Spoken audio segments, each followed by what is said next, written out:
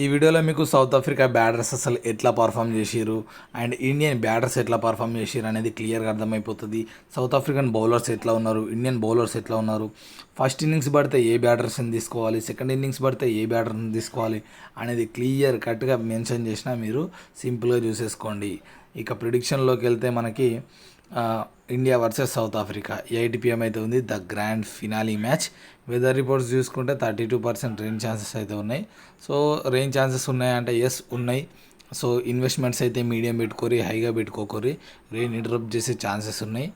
And ఇంకోటి ఏంటంటే India ఫేవరబుల్గా మనం ఇండియా గెలవాలని మనసులో ఉంటుంది కాబట్టి మీరు ఫ్యాంటసీ టీమ్స్ క్రియేట్ చేసేటప్పుడు కూడా అట్లనే క్రియేట్ చేసుకుంటారు. అండ్ ఇండియా ఫామ్ కూడా అట్లనే ఉంది. అట్లా అని సౌత్ ఆఫ్రికాని తక్కువ అంచనా వేయలేం. కాబట్టి ఇండియా టీం ఒకటి క్రియేట్ చేసి ఇండియా గెలవాలి నేను గెలవాలంటే నడవదు. కాబట్టి ఇన్వెస్ట్మెంట్స్ మీడియం పెట్టుకొని మ్యాచ్ని ఎంజాయ్ చేయండి. అండ్ ప్రాబబుల్ విషయానికి వస్తే రోహిత్ శర్మ, విరాట్ కోహ్లీ, పంత్, సూర్యకుమార్ యాదవ్, డ్యూబే, హార్దిక్ పాండ్యా, జడేజా, అక్షర్ ఆర్ పటేల్, హర్షదీప్ సింగ్, కుల్దీప్ యాదవ్, జస్ప్రీత్ బుమ్రా ఈ 11 ప్లేయర్స్ ప్లేయింగ్ లెవెన్లో ఉండబోతారు. సో ఎటువంటి చేంజెస్ అయితే మ్యాక్సిమం ఉండవు ప్లేయింగ్ లెవెన్లో. అండ్ సౌత్ ఆఫ్రికా విషయానికి వస్తే de Kock, Hendricks, Markram, Klaasen, Miller, Stubbs, Jansen, Maharaj, Rabada, Nortje, Shamsi. So ఈ 11 ప్లేయర్స్ సౌత్ ఆఫ్రికా నుంచి ఉండబోతారు. వీళ్ళలో కూడా చేంజెస్ ఏమి ఉండకపోవచ్చు. వెన్యూ విషయానికి వస్తే మనకి కెన్నింగ్టన్ ఓవర్లో అయితే ఓకే. సో కెన్నింగ్టన్ ఓవర్లో అయితే మనకి కెన్నింగ్టన్ ఓవర్లో అయితే మనకి మ్యాచ్ ఉంది. ఓకే. కెన్సింగ్టన్ ఓవల్ బ్రిడ్జ్ టర్న్లో అయితే మ్యాచ్ ఉంది.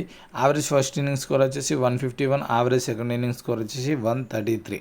సో మ్యాచ్ అయితే మంచి స్కోరింగ్ అయ్యే ఛాన్సెస్ ఉన్నాయి 150 కాబట్టి. ఆ గ్రౌండ్లో కూడా స్కోరింగ్స్ వచ్చినాయి, లో స్కోరింగ్స్, హై స్కోరింగ్స్ రెండు ఉన్నాయి. చూపిస్తాగండి. ఇక్కడ చూసుకోండి, బ్రిస్టన్ బార్బడోస్లో ఇది 130 స్కోర్స్ వచ్చినాయి ఈ మ్యాచ్లో. అండ్ మీకు ఇక్కడ చూసుకుంటే 180 స్కోర్ వచ్చింది ఇండియా ఫస్ట్ బ్యాటింగ్ చేసినప్పుడు.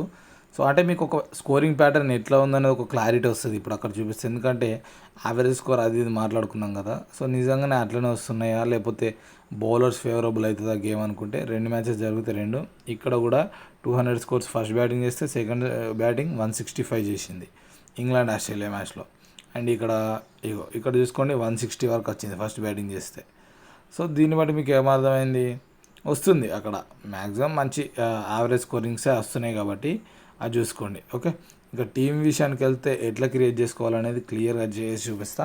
సో నేను ఈ టీం ఎట్లా క్రియేట్ చేసిన అంటే ఇండియా గెలుస్తుంది అన్న ఉద్దేశంతో అయితే ఇండియన్ ప్లేయర్స్ని ఎక్కువ తీసుకున్నా. అండ్ ఇండియా ఫస్ట్ బౌలింగ్ చేస్తే ఎట్లా తీసుకోవాలనే థింగ్ తోటి తీసుకున్నా. సో ఈ 2 ఫ్యాక్టర్స్ని కన్సిడర్ చేసి తీసుకున్నా, ముందే చెప్తున్నా. అండ్ ఇప్పుడు టీంలో ఎట్లా ప్లేయర్స్ని తీసుకున్నా అనేది చూద్దాం. సో నేను ఇండియా నుంచి 8 ప్లేయర్స్ని తీసుకున్నా. ఆ ఇండియా నుంచి 8 ప్లేయర్స్ని ఎందుకు తీసుకున్నా అంటే India first batting, okay, India first batting చేస్తే ఏ టీం తీసుకోవాలని తీసుకున్నా కాబట్టి. సో ఫస్ట్ బ్యాటింగ్ చేస్తే నేను పంత్ని లీవ్ చేసిన. సో పంత్ ఫస్ట్ బ్యాటింగ్ చేసినప్పుడు చాలా మ్యాచెస్లో లో స్కోరింగ్స్ అయినాయి. అండ్ ఇక్కడ కూడా చూసుకోవచ్చు పంత్ డేటా చూసుకుంటే మీరు ఫస్ట్ బ్యాటింగ్ చేసినప్పుడు 40 మ్యాచెస్ ఆడితే 21 యావరేజ్ ఉంది. So average runs innings. And second batting చేసినప్పుడు 27 మంచి యావరేజ్ ఉంది. సేమ్ మ్యాచెస్ ఆడి కూడా స్కోర్ చేసి 27 యావరేజ్ ఉంది. సో ఫస్ట్ ఇన్నింగ్స్లో 20 యావరేజ్ ఉంది కాబట్టి తనని డ్రాప్ చేసిన. సో మిగతా రోహిత్ శర్మకి ఫస్ట్ ఇన్నింగ్స్లో 37 యావరేజ్ ఉంది, విరాట్ కోహ్లీకి 38 ఉంది, సూర్యకుమార్ యాదవ్కి 40 ఉంది, హార్దిక్ పాండ్యాకి 27. సో ఈ నలుగురిని కూడా నేనైతే స్మాల్ లీగ్లో పిక్ చేసిన. సో డ్యూబెన్ కూడా ఫస్ట్ బ్యాటింగ్ తీసుకున్నప్పుడు మీరు పక్కకు పెట్టారు, ఎందుకంటే సో డ్యూబెన్ కూడా ఫస్ట్ బ్యాటింగ్ చేసినప్పుడు వదిలేయాలి. సో జస్ట్ 18 యావరేజ్ ఉంది, మీరు ఇక్కడ చూసుకోవచ్చు. ఓకే. సో జస్ట్ 18 యావరేజ్ ఉంది. సో ఫస్ట్ బ్యాటింగ్ చేసినప్పుడు డ్యూబెన్ని తీసుకుంటే చాలా రిస్క్, అందుకనే నలుగురిని అయితే తీసుకున్నా. ఓకే, చెప్పినా కదా. ఫస్ట్ బ్యాటింగ్ చేసినప్పుడు పంత్ అండ్ మనకి డ్యూబే అయితే కొంచెం రిస్కీ ప్లేయర్స్. ఫస్ట్ బ్యాటింగ్ చేసినప్పుడు ఈ నలుగురు కూడా మనకి మంచి యావరేజ్ ఉన్నాయి, రోహిత్ శర్మ, సూర్యకుమార్ యాదవ్, విరాట్ కోహ్లీ, హార్దిక్ పాండ్యా. సో వీళ్ళని అందుకే క్యారీ చేసిన. సో మిగతా నలుగురు బౌలర్ని ఎందుకు తీసుకున్నా అనేది కూడా చెప్తా. సో బుమ్రాని, హర్షదీప్ని ఎందుకు తీసుకున్నా ఇక్కడ క్లియర్గా మెన్షన్ చేసిన. హర్షదీప్ సెకండ్.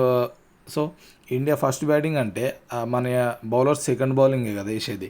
సో సెకండ్ బౌలింగ్లో హర్షదీప్ జుడూరి 32 మ్యాచెస్ ఆడి 44 వికెట్స్ తీసిండు, 14 స్ట్రైక్ రేట్ ఉంది, అంటే ఎవ్రీ 14 బాల్స్కి ఒక వికెట్ తీస్తుండు కాబట్టి సో తను మంచిగానే ఉన్నాడు.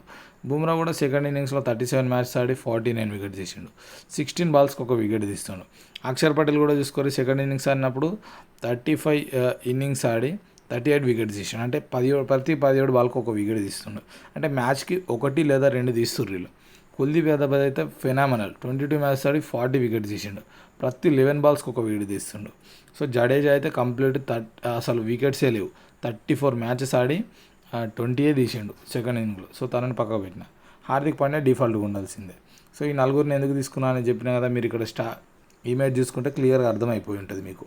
ఓకే, అందుకనే నేను సెకండ్ ఇన్నింగ్స్ అయితే అక్షర్ పటేల్ని, కుల్దీప్ యాదవ్ని తీసుకున్నా, అండ్ బుమ్రాని, హర్షదీప్ సింగ్ను కూడా తీసుకున్నా. ఒకవేళ టాస్ చేంజెస్ జరిగితే ఖచ్చితంగా నేను ప్లేయర్స్ని చేంజ్ చేస్తాను, దాంట్లో ఎటువంటి డౌట్ లేదు, గుర్తుపెట్టుకోరి. అండ్ సౌత్ ఆఫ్రికా ఇక సెకండ్ బ్యాటింగ్ చేస్తుంది కాబట్టి సెకండ్ బ్యాటింగ్లో మనకి డీకాక్ అయితే మంచి యావరేజ్ ఉంది, మీరు ఇక్కడ చూసుకోవచ్చు. ఓకే, సో డీకాక్ అయితే మంచి యావరేజ్ ఉంది, చూపిస్తా చూడండి.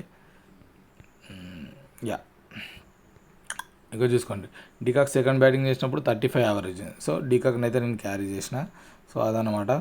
అండ్ నోర్జే, షంషీ అనే వాళ్ళు ఫస్ట్ బౌలింగ్ చేసినప్పుడు ఎక్కువ ఉంది, అంటే ఇండియా ఫస్ట్ బ్యాటింగ్ చేస్తే కదా నేను టీం క్రియేట్ చేసిన, అంటే సౌత్ ఆఫ్రికా ఫస్ట్ బౌలింగ్ చేసినప్పుడు ఎవరు బెస్ట్ ఉన్నారో చూసుకోవాలా. So south Africa first bowling ఎవరు చూసుకుంటే మనకి మహారాజ్ సరిగ్గా లేడు, రబాడాకు కూడా ఫస్ట్ బ్యాటింగ్ చేసినప్పుడు అన్ని వికెట్స్ లేవు, నోర్జేకి షంషీకి అయితే ఉన్నాయి, సో వాళ్ళిద్దరిని కవర్ చేసిన. అండ్ జాన్సన్ కూడా ఉన్నాయి, కానీ రోహిత్, విరాట్, పంత్ టాప్ ఆర్డర్లో ఉన్నారు కాబట్టి వాళ్ళ ముగ్గురిని అంతగా అవుట్ చేసినట్టు దాఖలాలు అయితే లేవు, సో అందుకని నేను లీవ్ చేసేసిన. ఓకే, మీకు అర్థమైంది అనుకుంటా. సో దాన్ని బేస్ చేసుకొని కెప్టెన్, వైస్ కెప్టెన్ కూడా కెప్టెన్ డిఫాల్ట్గా పాండ్యాకి ఇచ్చేసిన, వైస్ కెప్టెన్ అయితే బుమ్రాకి ఇచ్చిన.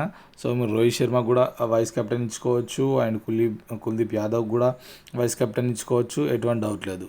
So ultra pro max risk చేయాలంటే మీరు ఈరోజు కొంచెం ఆడితే పెద్ద ఇన్నింగ్ ఎక్స్పెక్ట్ చేయొచ్చేమో విరాట్ కోహ్లీ నుంచి, సో తన మీద మీరు రిస్క్ తీసుకున్నా తీసుకోవచ్చు. ఓవరాల్గా స్మాల్ లీగ్ టీం అయితే ఇది. ఇప్పుడు నేను ప్రతి సైడ్ క్లియర్గా చూపిస్తే చూసుకోండి. సౌత్ ఆఫ్రికా బ్యాటర్స్ 2024లో ఎట్లున్నారో ఒక స్క్రీన్ షాట్ తీసేసుకోరి, మీకు హెల్ప్ఫుల్ అవుతుంది. అండ్ ఇండియన్ బ్యాటర్స్ 2024లో ఎట్లా ఉన్నారు అనేది క్లియర్గా మెన్షన్ చేసిన. సో గ్రీన్ కలర్ ఏంటంటే మంచి పర్ఫార్మెన్స్, మంచి యావరేజ్ ఉన్నాయని, రెడ్ కలర్ అంటే బాగాలేదని, అండ్ ఆరెంజ్ కలర్ అంటే ఎబో యావరేజ్ బాగానే ఉన్నారు కానీ మరి ఓవర్ అయితే కాదని. ఓకే, అండ్ ఇండియన్ బౌలర్స్ ఎట్లా పర్ఫామ్ చేసారో చూసుకోండి, స్క్రీన్ షాట్ తీసుకోండి ప్రతి ఒక్కటి. సౌత్ ఆఫ్రికా బౌలర్స్ డేటా కూడా క్లియర్గా పెట్టిన ఏందనేది. And South Africa batters, so first ఇన్నింగ్స్లో ఎవరు ఎట్లా ఆడుతుర్రు, వాళ్ళ యావరేజ్ ఎట్లున్నాయి, సెకండ్ ఇన్నింగ్స్లో ఎవరు ఎట్లా ఆడుతుర్రు, వాళ్ళ యావరేజెస్ ఎట్లున్నాయి అనేది క్లియర్గా ఈ స్లైడ్లో మీకు సౌత్ ఆఫ్రికా బ్యాటర్స్ గురించి తెలుస్తుంది.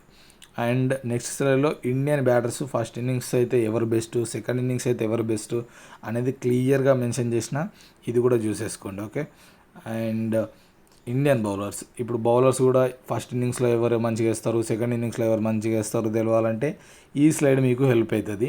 సో క్లియర్గా ఒక ఫోటో తీసేసుకోండి.